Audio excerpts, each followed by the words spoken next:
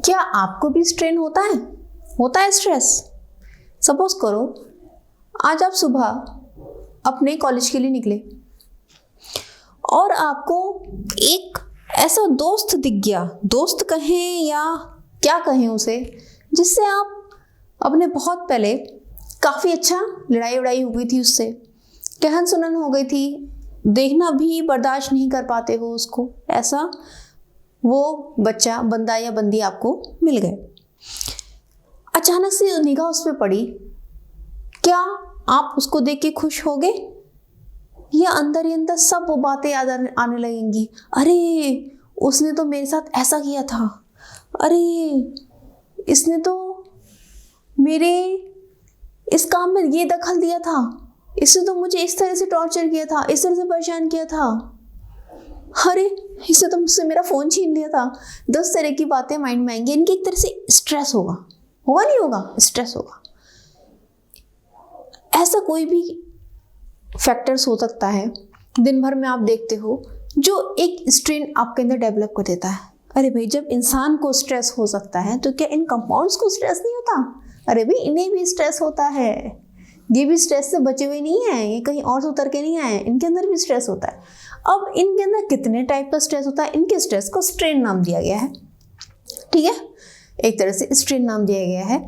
और कितने टाइप का स्ट्रेन होता है वो इनकी स्ट्रक्चर पे डिपेंड करता है, सिचुएशंस पे डिपेंड करता है। जैसे भाई देखो, आपके अंदर भी स्ट्रेन होता नहीं होता है, स्ट्रेस होता है। अरे भाई, किसका स्ट्रेस होता है? एग्जाम पास आने वाले हैं, समय कम है, पढ़ाई का स्ट्रेस हो गया, स्ट्रेस नंबर 1।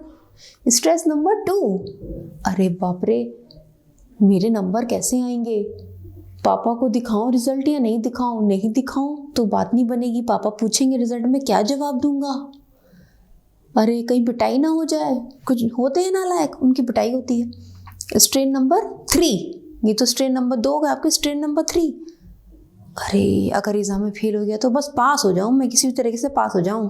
नंबरों का स्ट्रेस, एक को पास होने का स्ट्रेस है तो एक बच्चे को नंबरों का स्ट्रेस। भाई बहुत बच्चों को नंबरों का स्ट्रेस, अरे भाई हमारे अच्छे नंबर आए, बोर्ड में कंपटीशन में अच्छे नंबर आए, तो ये क्या है? ये तो स्ट्रेस है, स्टूडेंट लाइफ के स्ट्रेस है। होती नहीं होती है ऐसी इनकम मोड्स पे कई टाइप के स्ट्रेस पाए जाते हैं, कई टाइप के स्ट्रेन होते हैं, वो उनकी सिचुएशन पे डिपेंड करते हैं, ठीक है ना। जो कंपाउंड जितना ज़्यादा कॉम्प्लिकेटेड होता जाएगा उसमें स्ट्रेन की क्वालिटीज़ भी बढ़ती जाएंगी, ठीक। तो ऐसे ही कितने टाइप के स्ट्रेन होते हैं वो आज की वीडियो में हम जानेंगे। हेलो स्टूडेंट्स, आप सबका स्वागत है आपके प्यारे से चैनल केमिस्ट्री सार में। और आज हम पढ़ने जा रहे हैं टाइप्स ऑफ स्ट्रेन, यानी कि स्ट्रेन के टाइप्स। अब ये स्ट्रेन हो क्यों रहे हैं, ये क्या कर रहे हैं, ये कोई भी कन्फर्मर है उसकी स्टेबिलिटी को इफेक्ट करते हैं। कौन कौन से फैक्टर्स हैं जो किसी भी कन्फर्मर की स्टेबिलिटी को डिफाइन करते हैं या उस पर प्रभाव डालते हैं, उन फैक्टर्स को हम आज स्टडी करेंगे। तो अब देखो कितने टाइप की स्ट्रेन है। पहले हम स्टार्टिंग में सबसे इजी एग्जांपल आपको लेके चलते हैं, डेट इज इथेन। ये एग्जांपल कौन सा है? इथेन का है भाई साहब, ये हमारी इथेन बनी हुई है। बिल्कुल इस तरह से, जैसे मान लिया 2 लड़ने वाले बच्चों को मैंने क्लास में अलग अलग बिठा दिया, ये रेड ये ब्लैक, इन दोनों की निपटी नहीं है आपस में, ये रेड और ब्लैक की निपटी नहीं है, इनको दूर दूर बिठा दिया। ये कौन सी पोजीशन है भाई? स्टैगर्ड, या हम इसको एंटी बोल सकते हैं, ठीक। अब क्या इसमें कोई स्ट्रेन होगा? नहीं होगा। मिनिमम स्ट्रेन हमने बात करी थी अभी इससे पहले, इसकी स्टेबिलिटी ज़्यादा होती है, एनर्जी कम होती है, स्टेबिलिटी ज़्यादा। स्टेबिलिटी ज़्यादा क्यों है? दैट्स अ क्वेश्चन, स्टेबिलिटी ज़्यादा क्यों है? तो स्टेबिलिटी ज़्यादा होने का जो एक बड़ा रीज़न है वो क्या है, इनमें क्या है, स्ट्रेन कम है। स्ट्रेन ही नहीं है, जब स्ट्रेन ही नहीं होगा तो स्टेबिलिटी हमारी बढ़ जाएगी। क्लियर हुई बात? अब हम बात करते हैं इस कंपाउंड की। इसमें क्या है, इथेन की हमने एक्लिप्स्ड पोजीशन कर दी है। भाई कौन सी पोजीशन करी है हमने? एक्लिप्स्ड पोजीशन कर दी है।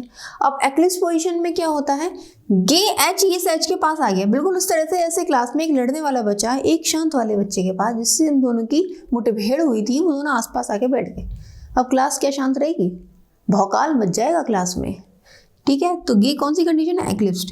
क्या स्ट्रेन नहीं होगा क्लास में? लड़ाई झगड़े नहीं जाएंगे, मतलब सिर के बाल खींच खींच के लड़े जा रहे हैं, तो ये क्या है, यहाँ स्ट्रेन डेवलप हो गया। ये कौन सा स्ट्रेन होता है भाई साहब? ये कौन सा स्ट्रेन है? इस टाइप की स्ट्रेन को हम बोलते हैं टॉर्जनल स्ट्रेन। टॉर्जनल। टॉर्जनल यानी कि हमने क्या करा, अब देखो हमने मान लिया ये कार्बन और ये कार्बन आपस में जुड़े हुए हैं, हमने एक को फिक्स कर दिया और हम दूसरे को घुमा रहे हैं, ठीक है, दूसरे को हम घुमाते जा रहे हैं। तो इसके फिक्स होने पर दूसरे को जब हम घुमा रहे हैं तो घुमाने से क्या हो रहा है, इधर देखो ये बॉन्ड बने हुए हैं आपस में, सेंटर पे क्या है, इधर ध्यान से देखो आप, सेंटर पे ये कार्बन है, सेंटर पे हमारा, ये हाइड्रोजन से एक बॉन्ड के थ्रू जुड़ा हुआ है, ये कार्बन इस हाइड्रोजन से एक सिंगल बॉन्ड के थ्रू जुड़ा हुआ है। एक सिंगल बॉन्ड में 2 इलेक्ट्रॉन्स होते हैं, ठीक, बिल्कुल इसी तरह से ये रेड वाला H जो है ये अपने पीछे कार्बन से एक सिंगल बॉन्ड से जुड़ा हुआ है, इस सिंगल बॉन्ड में भी 2 इलेक्ट्रॉन है। ये 2 इलेक्ट्रॉन इस 2 इलेक्ट्रॉन पे क्या रिपल्सिव फोर्स नहीं डालेंगे, सोचो, क्या रिपल्सिव फोर्स नहीं डालेंगे, क्यों नहीं डालेंगे, इलेक्ट्रॉन भी नेगेटिव चार्ज, इसका इलेक्ट्रॉन भी नेगेटिव चार्ज, रिपल्स करते हैं एक दूसरे को, क्या करते हैं एक दूसरे को रिपल्स करते हैं, कहते हैं तू जो दूर भाग मैं दूर भागूं, तू दूर भाग मुझसे दूर भाग, आपस में दूसरे को रिपल्स करते हैं। तो जबकि दूर दूर है तब तो स्टेबिलिटी है, ठीक है, दूर दूर है इलेक्ट्रॉन, स्टेबिलिटी है। अब यहाँ क्या हुआ, एक्लिप्स पोजीशन में ये इलेक्ट्रॉनों की सिचुएशन पास पास हो जाती है, बिल्कुल जस्ट इस तरह से, जैसे ये वाली कंडीशन होगी, हमने आपको बताया था ना कुछ इस तरह से, जैसे हमारा ये पोजीशन है, ये कैसी स्टैगर्ड और ये कैसी होगी एक्लिप्स्ड, ये एक के ऊपर एक आ गया ना, दैट इज एक्लिप्स्ड। अब ये पास पास होगा तो क्या हुआ, एक दूसरे के ऊपर रिपल्सिव फोर्स डालेंगे कि एक दूसरे दूर दूर जाओ, दूर दूर जाओ, तो एक स्ट्रेन डेवलप हो जाएगा। इस स्ट्रेन को हम बोलते हैं टॉर्जनल स्ट्रेन, जो it arises due to repulsive interaction between electrons of covalent bond. लिख लो, इट अराइजेस, मैं इसको मिटा देती हूँ,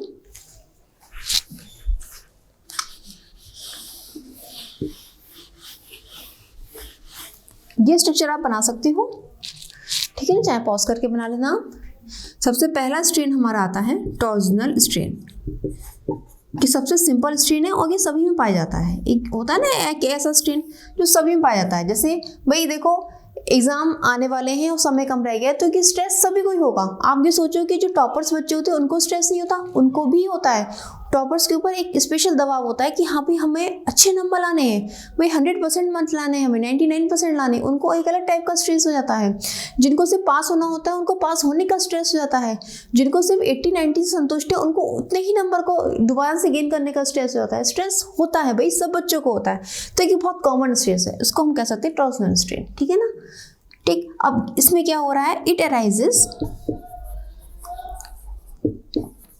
due to repulsive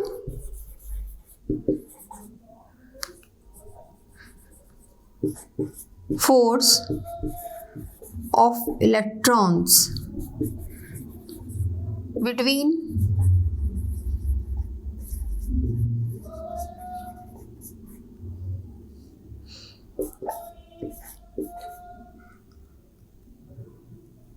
covalent bonds of a molecule.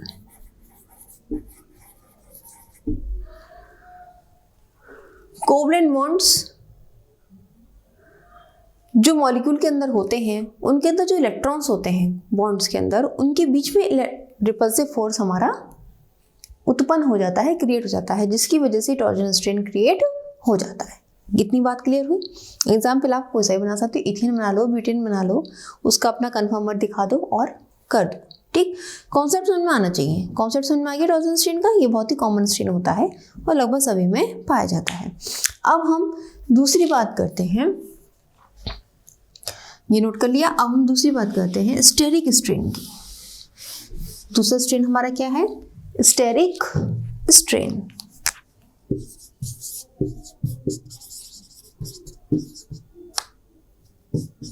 Steric का मतलब क्या होता है बच्चों, स्टेरिक वर्ड को याद रखो, bulky alkyl groups. It arises due to presence of bulky alkyl groups. भाई स्टेरिक वर्ड को याद रखो कि आप आगे तक पढ़ते रहोगे ऑर्गेनिक केमिस्ट्री में कि स्टेरिक वर्ड को हम बल्कि एल्काइल ग्रुप से जोड़ देते हैं। जहां भी कहीं बल्कि एल्काइल ग्रुप जुड़ा हुआ है, बल्कि एल्काइल ग्रुप जैसे क्या हो गए, जैसे हमने CH3 CH2 CH2 CH2 CH2 CH3, ठीक है, ये अल्काइल ग्रुप बल्कि हो गया, या 3 कार्बन वाला भी चल सकता है यहाँ पे, CH2 CH CH3, एक हमने ये वाला ग्रुप भी जोड़ दिया है, इस तरह से हो गया, या हमारा ये CH2 CH3, ये भी बल्कि अल्काइल ग्रुप में आ जाते हैं। ठीक, ये बल्कि अल्काइल ग्रुप हो गया। अगर ये हमारे जुड़े हुए हैं तो हमारा ये स्टेरिक स्ट्रेन इंट्रोड्यूस हो जाएगा। फॉर एग्जाम्पल से समझते हैं इसे, ये नोट कर लिया था ना, इसे मिटा दूँ, ठीक, पॉज कर करके नोट कर लिया करो बच्चों। अब हम बात किसकी करते हैं, देखो हम सबसे सिंपल, अभी हमने ब्यूटेन पढ़ा था, चलो हम ब्यूटेन को उठा लेते हैं, CH3HH, ठीक है, ये CH3, ये H, ये H।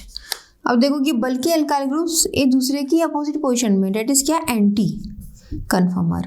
अभी हम इसका दूसरा कन्फर्मर लें और उसमें हम क्या दिखाएं, ये जो हमारा बल्कि अल्काइल ग्रुप है ये यहाँ आ गया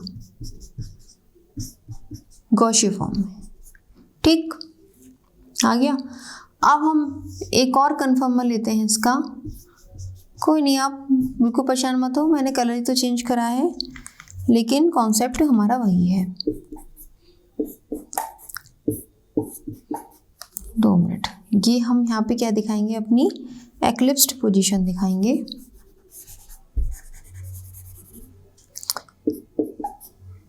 नहीं, अब हम यहाँ पे CH3 लेंगे, फुल्ली एक्लिप्स्ड। ये देखो, अब बच्चे खुद सोच के बताओ, ये एंटी हमारा ये गॉसियन है और ये हमारा फुल्ली एक्लिप्स्ड, ठीक। अब इसमें क्या स्ट्रेन नहीं होगा, बताओ किस में ज़्यादा स्ट्रेन होगा, बताओ, सोचो बताओ किस में ज़्यादा स्ट्रेन, ओब्वियसली इसमें स्ट्रेन होगा। CH3 बिल्कुल पास आ गए, एक दूसरे को धक्का देंगे, जैसे तुम भीड़ में चढ़ते नहीं हो, ट्रेन में जो भीड़ होती है, एक दूसरे का मुंह तक रगड़ता रहता है, इधर से उधर को जगह ही नहीं है यार पैर रखने की भी। कभी चढ़ो भीड़ में ट्रेन में, वो वाली स्थिति हो जाती है इनके साथ, आपस में दूसरे को धक्का मारते रहते हैं, तो क्या फुल एक्लिप्स क्या अनस्टेबल हो जाते हैं, ठीक है, बहुत ज़्यादा स्टेरिक स्ट्रेन में डेवलप हो जाता है। तो ये कौन सा स्ट्रेन हो गया भाई, स्टेरिक स्ट्रेन, जब हमारा बल्कि अल्काइल ग्रुप जुड़ा हुआ, जो सिर्फ बच्चों देख रहे हो यहाँ पे सिर्फ क्या है, एक मिथाइल ग्रुप ही तो है। अब सपोज करो मैं इसकी जगह यहाँ पे CH2 CH CH3, भाई साहब हमने इतना बड़ा छोड़ दिया है यहाँ पे, एक CH3 को ये क्या संभाल पाएगा, धक्का मारे गिराएगा उसको, तो ठीक है ना, समझ में आया। तो ये क्या हो गया, ये बहुत ज़्यादा स्ट्रेन आ गया इसमें, उससे कम इसमें हो गया, थोड़ी सी तो दूरी है यार, थोड़ी सी तो दूरी है, ठीक है ना, यहाँ पे तो बिल्कुल दूर है भाई, एक तू उधर कोने पे मैं इधर कोने पे, कोई दिक्कत ही नहीं है, आ गई बात समझ में। तो स्टेरिक स्ट्रेन किस वजह से अराइज होता है, क्या होता है, ठीक, जब भी बल्कि ग्रुप होगा स्टेरिक स्ट्रेन डेवलप हो जाएगा। ये दूसरा टाइप हो गया। अब हम चलते हैं तीसरी टाइप पे। भाई बहुत न्यूट्रल बात हो गई। अब हम कोई एक ऐसा ग्रुप लेते हैं, मैंने आपको क्या कहा था, स्ट्रेन के टाइप कब बनेंगे, जब जितने वैरायटी के कंपाउंड्स होंगे। अब भाई ऑर्गेनिक में तो बहुत वैरायटी के कंपाउंड्स हैं, तो उस हिसाब से स्ट्रेन भी बहुत सारे हो जाते हैं। तीसरा स्ट्रेन क्रिएट होता है डाइपोल इंटरेक्शन। अब भाई ये क्या बोला है, क्या पोलैरिटी होती है ऑर्गेनिक कंपाउंड्स में, होती है भाई पोलैरिटी, क्यों नहीं होती है। अगर हमने कोई पोलर मॉलिक्यूल ले लिया, जैसे मान लिया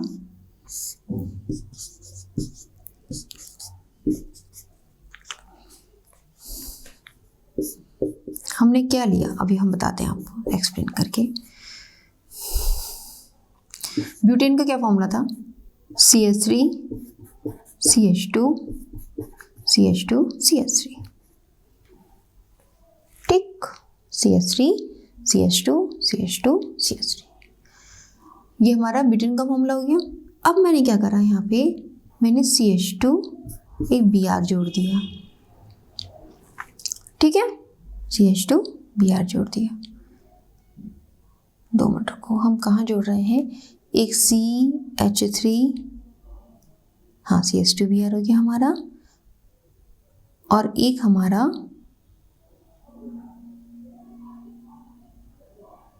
नहीं अभी हम थोड़ा सिंपल ही रखते हैं इसको, ब्यूटेन का बहुत कॉम्प्लिकेटेड हो जाएगा बच्चों, इतना ही रखो इसको, ठीक।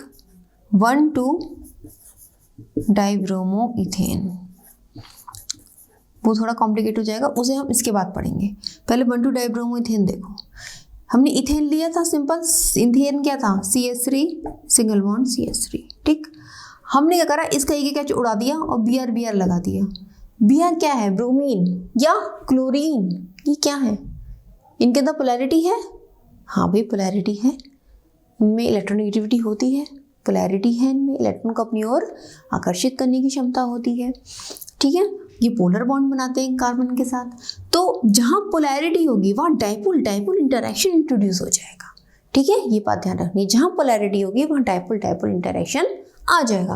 अब किस तरह से होता है ये देखो, हमने यहाँ पर इस कंडीशन में क्या करा, ब्रोमीन को एक दूसरे के अपोजिट कर दिया, तो यहाँ डाइपोल ऊपर गई कंडीशन, यहाँ गया नीचे, नेट डाइपोल ब्रोमीन का ऊपर, इधर वाले ब्रोमीन का नीचे, एक दूसरे को नलिफाई कर देंगे और कैसा हो गया ये, बिल्कुल एंटी, यहाँ कोई डाइपोल इंटरैक्शन नहीं होगा, कोई इंटरैक्शन नहीं होगा। अब हम दूसरे एग्जाम्पल की बात करते हैं। अगले एग्जाम्पल में हमने क्या करा, इसको थोड़ा घुमाया, वो घुमा के कुछ इस कंडीशन पे लाए कि ये ब्रोमीन हमारा यहाँ पहुँच गया, ठीक है। अब बताओ ये कौन सी फॉर्म है बच्चों, डेट इज गॉसियन फॉर्म, ठीक, गॉसियन फॉर्म। चलो एक फॉर्म और बना लेते हैं साथ में,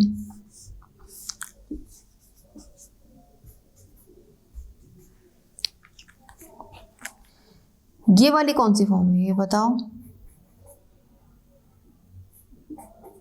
फुल्ली एक्लिप्स्ड, ठीक। अब इसका डाइपोल इंटरैक्शन की दिशा ये है, इसकी इधर है, नेट कुछ ना कुछ होगी जो यहाँ से गुजर रही होगी, ठीक। यहाँ बताओ, यहाँ भी होगा और यहाँ भी होगा, ठीक है, यहाँ भी कहीं गुजर रही होगी, यानी कि हम इन दोनों कंडीशन में डाइपोल इंटरैक्शन होगा और हम उसको नलिफाई नहीं कर सकते, ठीक। तो यहाँ से भी एक स्ट्रेन डेवलप हो गया, भाई डाइपोल है नहीं, एक दूसरे के ऊपर कोई ना कोई तो स्ट्रेन डाल रहे हैं, पोलैरिटी बिल्कुल पास आ गई है, पास आ गई, तो ये स्टेबिलिटी कम नहीं होगी भाई, स्टेबिलिटी कम हो जाएगी, कि ज़्यादा अनस्टेबल ये कम स्टेबल, ठीक है ना। यहाँ पर डाइपोल इंटरैक्शन ज़्यादा हो गया, यहाँ कम हो गया, तो स्टेबिलिटी इसकी ज़्यादा हो गई और इसकी कम हो गई, ये बात समझ में आई, ठीक है ना, इतना समझ में आ रहा है ना, ठीक। तो डाइपोल इंटरैक्शन भी होता है। अब जैसे हमने अभी एग्जाम्पल क्या देखा था, ब्यूटेन में, अगर आप अभी देखो, आप ब्यूटेन में किस तरह से बनेगा हमारा, ब्यूटेन में कुछ इस तरह होगा, जैसे मान लिया इस तरह से आगे कंडीशन, इस तरह से आगे कंडीशन, देखो हम तो बहुत बेसिकली पढ़ते हैं, लेकिन कंपटीशन में कुछ एडवांस क्वेश्चन आते हैं, जैसे मान लिया कि कंपटीशन का क्वेश्चन बन सकता है बहुत बढ़िया वाला, आप बताओ इसमें कितने टाइप के स्ट्रेन होंगे, इस कंपाउंड में कितने टाइप के स्ट्रेन होंगे, ठीक। बहुत बढ़िया क्वेश्चन बनने वाला है, इसको आप नोट कर लो, अभी अभी ताज़ा आया है दिमाग में। देखो एक ये स्ट्रक्चर हो गई, हमने इसकी सिचुएशन तो वैसी रखी है और हम किसे घुमा रहे हैं, काले वाले कार्बन को घुमा रहे हैं भाई साहब, काले वाले कार्बन को घुमा रहे हैं, कुछ इस तरह घुमा रहे हैं कि भाई साहब ऐसे आ रहे हैं, देखो एक भाई साहब ये आ गए, ठीक। अब ये दो टाइप के हैं, अब इसमें बताओ कौन कौन से स्ट्रेन होंगे, इसकी स्ट्रक्चर समझ पा रहे हो क्या है। अब कुछ बच्चे ये नहीं समझ पाते हैं कि लिखा क्या है, देखो कोई ये कंपाउंड दे दिया, उसको आप एक लाइन पे देखो कैसे लिखेंगे, यहाँ से पकड़ो ये CH3, ये CH3 पकड़ लो, CH3, ये इस C से बंधा है, इस C से, इस C से एक H जुड़ा है और Br है, एक H हो गया, ये Br बना दो, ठीक है। फिर ये C अंदर वाले इस ब्लैक वाले C से जुड़ा होगा, उस ब्लैक वाले C से भी एक H और एक Br है, फिर ये एक ब्लैक वाले C से ये वाला CH3, ये कौन सा हो गया भैया, ये ब्यूटेन हो गया, ये क्या हो गया, 2,3-डाइब्रोमोब्यूटेन, लेकिन इसकी नंबरिंग यहाँ से होगी 1 2 3,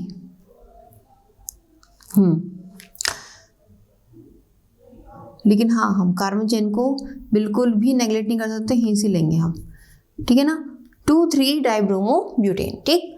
तो अब इसमें हमें क्या करना है, देखो इसमें हमें क्या करना है, हमें ये देखना है कि कौन कौन से इंटरेक्शंस आ सकते हैं। टॉर्सनल स्ट्रेन, भाई देखो हम घुमा रहे हैं, एक्लिप्स कंडीशन भी आएगी, ठीक है ना, घुमा रहे हैं। टॉर्सनल स्ट्रेन तो होना ही होना है, मैंने आपसे क्या कहा, टॉर्सनल स्ट्रेन तो होना ही होना है। अब डायपोल इंटरेक्शन किस में होगा, डायपोल इंटरेक्शन बताओ, क्या इसमें होगा? देखो अब मैं स्ट्रक्चर नंबर 1, स्ट्रक्चर नंबर 2, ठीक, टॉर्सनल स्ट्रेन 1 में भी है एंड 2 में भी है, ठीक। डायपोल वाला स्ट्रेन किस में है, 1 में है नहीं, 2 में है, यस। समझ में आई बात? 1 में क्यों नहीं है, एक दूसरे को नलीफाई कर दिया। 2 में होगा, यहाँ ऊपर को जा रहा है, ये इधर को जा रहा है, होगा, क्लियर, समझ में आ गया, ठीक। नेक्स्ट हमारा कौन सा था, अभी हमने स्टेरिक पढ़ा था, स्टेरिक स्ट्रेन, यस, खुद दिमाग में आया। स्टेरिक स्ट्रेन यहाँ पर होगा, क्यों? क्योंकि यहाँ पे एल्काइल ग्रुप है, बल्कि हो या सिर्फ मिथाइल ग्रुप हो, अगर एल्काइल ग्रुप है स्टेरिक स्ट्रेन है, एल्काइल ग्रुप है, अगर एल्काइल ग्रुप है तो स्टेरिक स्ट्रेन है। बस इसको लिख लो कहीं ना कहीं, ये लाइन लिख लो कहीं ना कहीं, एल्काइल ग्रुप है तो स्टेरिक स्ट्रेन है, एल्काइल ग्रुप है तो स्टेरिक स्ट्रेन है। यहाँ पर स्टेरिक स्ट्रेन होगा, कहाँ कहाँ होगा, देखो यहाँ नलीफाई हो रहा है स्टेरिक स्ट्रेन, CH3 अलग, ये CH3 अलग, यहाँ स्टेरिक स्ट्रेन नहीं है, 1 में नहीं है, 2 में है, देखो गॉसियन फॉर्म आ गई, 2 में है। ऐसे पकड़ना होता है हमें, समझ में आई बात, ऐसे पकड़ना होता है। अब मैंने थोड़ा सा इसे और घुमा दिया, अब तो मज़ा आ रहा है, मज़ा आया थोड़ा सा। अब मैंने इसकी ये एंटी पोजीशन को थोड़ा सा घुमा दिया क्या घुमा दिया, चलो एक्लिप्स की बात करते हैं भाई, अब एक्लिप्स की बात करते हैं, क्या हिसाब है एक्लिप्स का। अब ये एंटी रहा ही नहीं, अब थोड़ा सा और इंटरेस्टिंग बनाते हैं इसे। अब हमने क्या करा, हमने यहाँ Br ले लिया, हमने यहाँ CH3 ले लिया और यहाँ H ले लिया, ठीक। आप क्या कहोगे इसमें, ये फुल्ली एक्लिप्स कंडीशन है, ये थर्ड पोजीशन हो गई हमारी, फुल्ली एक्लिप्स्ड हो गई। अब यहाँ पे क्या होगा, थर्ड में देखो टॉर्सनल तो सब पे होना है, टॉर्सनल होना है, ठीक। स्टेरिक होगा, बहुत ज़्यादा होगा, डायपोल होगा, बहुत ज़्यादा होगा। आप कहोगे मैम ये तो सिंपल था, ठीक, चलो भाई सिंपल है, ओ सॉरी। अब हम क्या करते हैं, पार्शियली एक्लिप्स्ड करते हैं, क्या करते हैं भाई, पार्शियली एक्लिप्स्ड। पार्शियली में कुछ CH3 यहाँ आ गया, Br यहाँ आ गया, H यहाँ आ गया, ठीक है, क्लियर रही बात। अब यहाँ पे क्या स्टेरिक स्ट्रेन होगा, अब भी होगा, फोर्थ कंडीशन में टॉर्सनल भी होगा, ये हमारी अब फोर्थ कंडीशन बन गई। पॉज कर करके नोट कर लेना बच्चे हैं।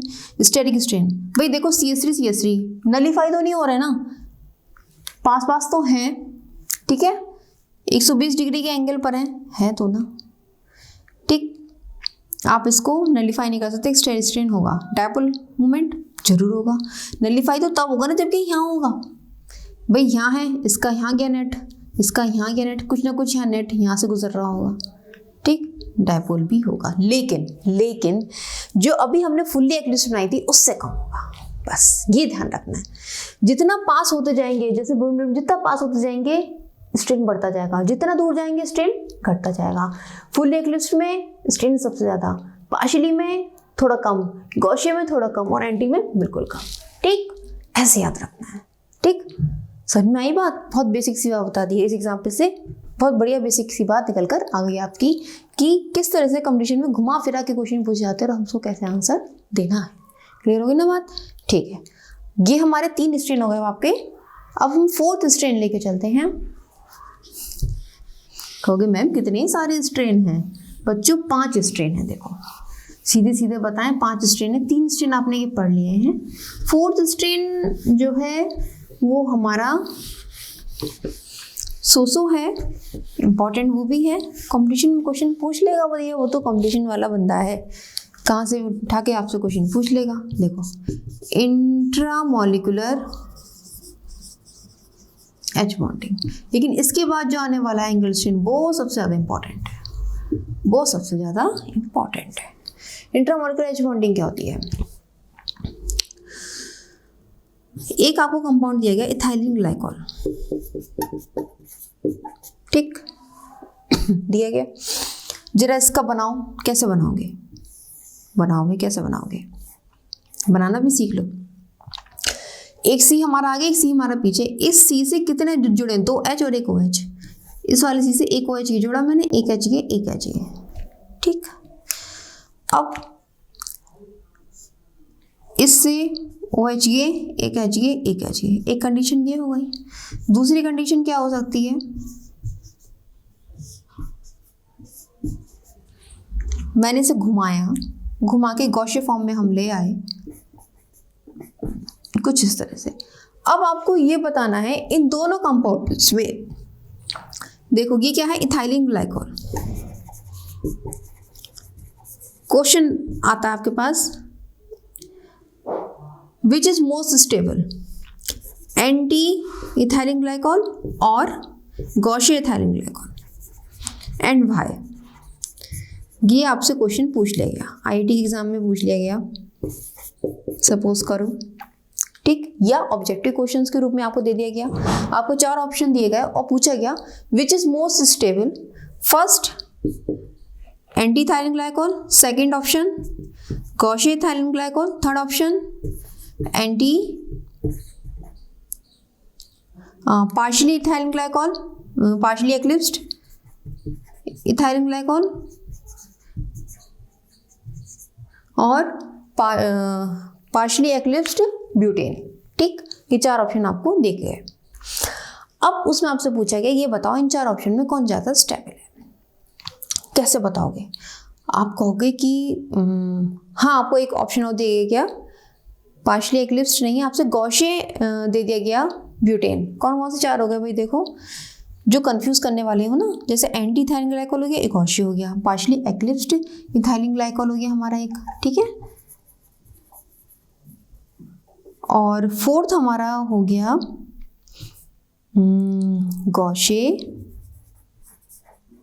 ब्यूटेन, ठीक है, गॉशे ब्यूटेन के 4 ऑप्शन आपको दिए गए और आपसे ये पूछा गया कि ये बताइए कि इनमें कौन सबसे ज़्यादा स्टेबल है। तो आप क्या कहोगे? आप गॉशे को तो उड़ा दोगे हवा में, अरे गॉशे तो होता ही नहीं है, एंटी में देखते हैं, एंटी में देखते हैं। सबसे पहले ये माइंड में आएगा एंटी इथाइलिन ग्लाइकॉल या ये वाला पार्शियल एक्लिप्स्ड नहीं होगा, अरे एंटी लगा दो, बस हो गया गलत आंसर, हो गया गलत आंसर। ये बहुत बच्चे गलती करते हैं, बहुत ज़्यादा मात्रा में गलती करते हैं।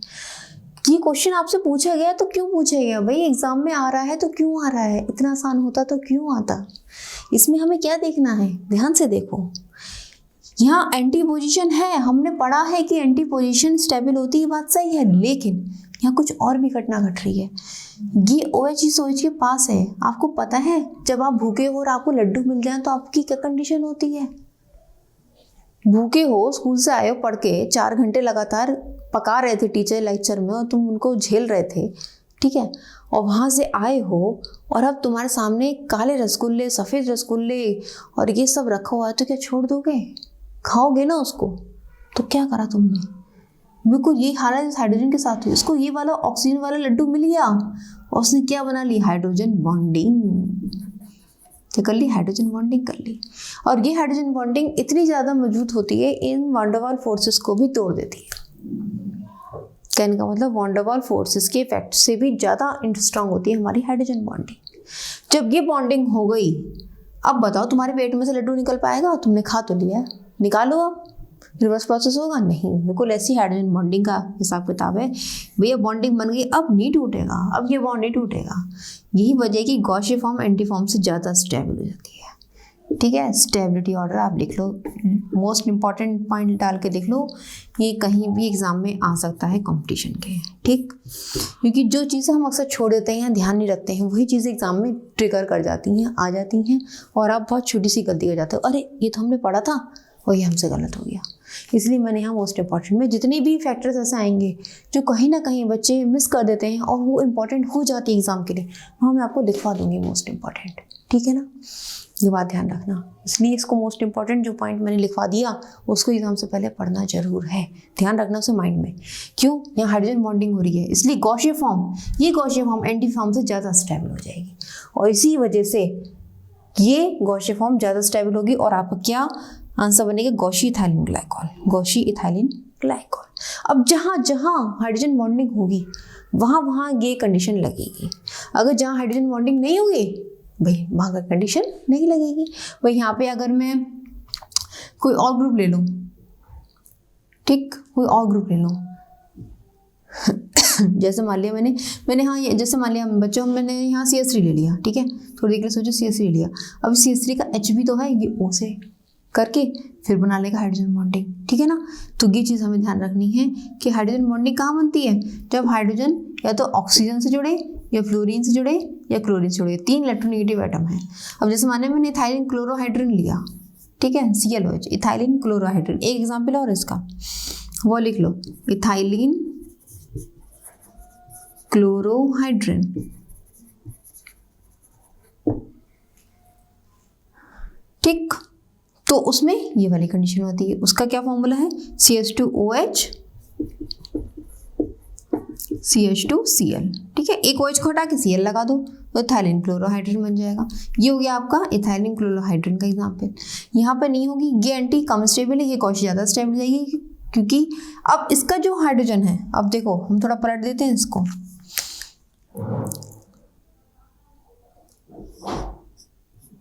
इसका जो हाइड्रोजन है OH है ना, इसका हाइड्रोजन ये Cl के साथ जो है हाइड्रोजन बॉन्डिंग कर लेगा। अब ये समझ में आ गई आपको बात? तो ये गॉसियन फॉर्म ज़्यादा स्टेबल जाएगी, ये एंटी कम हो जाएगी। ये 2 एग्जाम्पल होगा आपके पास, इथाइलिन ग्लाइकॉल हो गया एक एग्जाम्पल और एग्जाम्पल हो गया इथाइलिन क्लोरोहाइड्रिन। समझ में आ गया बच्चों?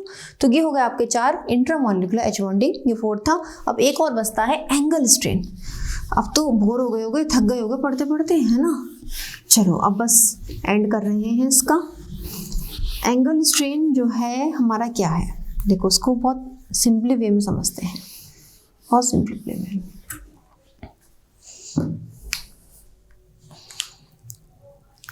मैं आपसे कहूँ, आपका हाथ नॉर्मल ऐसे रहता है, इसको ऐसे रखो, सजा मिल गई है, हाथ ऊपर करके रहो, खड़े रहो खड़े रहो। थोड़ी देर बाद क्या होगा? हाथ में झिझनियाँ मचेंगी, दर्द होगा, ये मसल्स दर्द करेगी और कहेगी मैम हम हाथ नीचे कर लें, मैम अब हम हाथ नीचे कर लेंगे, अब हम याद करके आएंगे मैम, आपको सुनाएंगे मैम। मैं कहूँगी हाँ बेटा नीचे कर लो। फिर हाथ की जो हालत होगी, तो ये क्या है? एक स्ट्रेन डेवलप हो गया, इस हाथ में स्ट्रेन डेवलप हो गया। हाथ की क्या नॉर्मल सिचुएशन है कि उसे नीचे ही रहना। मैं ऐसे कह दूँ इसे ऐसे रखो, कब तक रख पाओगे? रखते रखते यहाँ स्ट्रेन डेवलप हो जाएगा, यानी कि हाथ की पोजीशन है 0 डिग्री एंगल पे, ये इस हिस्से से 0 डिग्री एंगल बन रहा है, ये इसकी नॉर्मल पोजीशन है। आप नॉर्मल पोजीशन में 2 घंटे तक खड़े रह सकते हो, लेकिन ऐसी कंडीशन में आप 15 मिनट बाद ही आपके हाथ में दर्द होने लगेगा। ये कौन सा एंगल है? 90 डिग्री। बिल्कुल हिसाब भाई इन कंपाउंड्स का भी है, ठीक। हम साइक्लोप्रोपेन की बात करते हैं। किसकी बात करते हैं? साइक्लोप्रोपेन की। साइक्लोप्रोपेन का मतलब क्या? CH2 CH2 और CH2 ये तीनों आपस में जुड़े हुए हैं, ठीक। हमने ये बताया है कि जो कार्बन और कार्बन के मध्य, कार्बन कैसा बॉन्ड बनाता है भाई?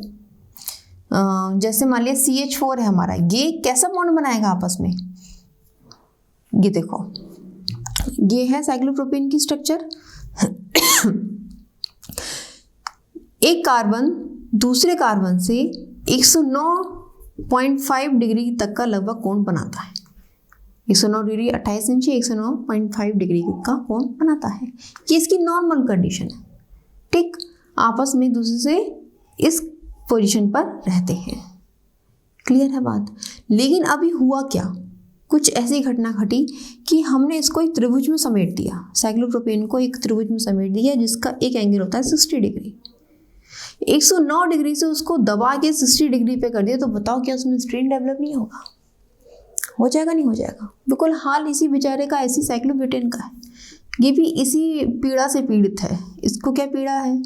इस बेचारे का एंगल जो है वो 109 डिग्री 28 इंच है, ये 109 डिग्री 0.5 डिग्री होता है, और इस बेचारे को हमने सकोड़ते सकोड़ते 90 डिग्री पर ले आए हैं। तो उसको दर्द नहीं होगा, इसके हाथ पैरों में दर्द नहीं होगा। बिल्कुल वही कंडीशन है जैसे इसकी कंडीशन है। ये क्या था, ये कंडीशन इसकी ऐसी है, ये है इसकी नॉर्मल कंडीशन 109 डिग्री 109.5 डिग्री की नॉर्मल कंडीशन। हम इसको सकोड़ते कहाँ लिया, 60 डिग्री पे लिया है बेचारे को। तो क्या होगा, इसके भी तो हाथ पैरों में दर्द होगा, बस इसके भी हो गया दर्द। अब देखो ये ज़्यादा सिकुड़ गया तो यहाँ ज़्यादा स्ट्रेन हो गया, ये कम सिकुड़ रहा है तो कम स्ट्रेन है, यानी कि साइक्लोप्रोपेन में ज़्यादा स्ट्रेन डेवलप हो गया, ठीक है, और साइक्लोब्यूटेन में थोड़ा कम। भाई जितना ज़्यादा मोड़ोगे हाथ को उतनी ज़्यादा दर्द होगा, जितना कम मोड़ोगे कम दर्द होगा, वही हाल इन सबका है, ठीक। तो इसको हम क्या बोलते हैं, क्योंकि एंगल में हम मोड़ रहे हैं ना उसको, तो उसको हम नाम देंगे एंगल स्ट्रेन। हमने उसके एंगल को मोड़ दिया ना, 109 से हमने 60 पे लिया है या 90 पे लिया है, तो हमने एंगल को मोड़ दिया ना, तो ये स्ट्रेन क्या कहलाएगा, एंगल स्ट्रेन, ठीक। ये आपका 5th है एंगल स्ट्रेन, बहुत इंपॉर्टेंट है। इससे पूरी बेयर स्ट्रेन थ्योरी बनी हुई है। बेयर्स में कुछ पॉस्टुलेट्स दिए हैं अपने, कैसे कैसे हम इसको समझें, क्या करें, क्यों होता है ये, कैसे राइज होता है, और इससे स्टेबिलिटी पे क्या डिपेंड होती है, इससे स्टेबिलिटी साइक्लोएल्केन्स की स्टेबिलिटी इस पे कैसे डिपेंड करती है, ठीक है ना। तो ये बेयर स्ट्रेन थ्योरी हम नेक्स्ट टर्न पे पढ़ेंगे, इसको डिटेल में पढ़ेंगे, ठीक है ना। तो ये आप अपने पिछले 4 स्ट्रेन बिल्कुल माइंड में रखिए, ठीक। 5th स्ट्रेन को हम डिटेल में नेक्स्ट टर्न पे पढ़ेंगे, ठीक है ना। इतना आपको आई होप समझ में आया होगा, पढ़ते रहिए आप, ठीक है। और हम नेक्स्ट वीडियो में बेयर स्ट्रेन थ्योरी को कम्प्लीटली पढ़ेंगे, साइक्लोएल्केन्स की स्टेबिलिटी को डिस्कस करेंगे, ठीक है। तब तक आप पढ़ते रहिए, ऑल द बेस्ट।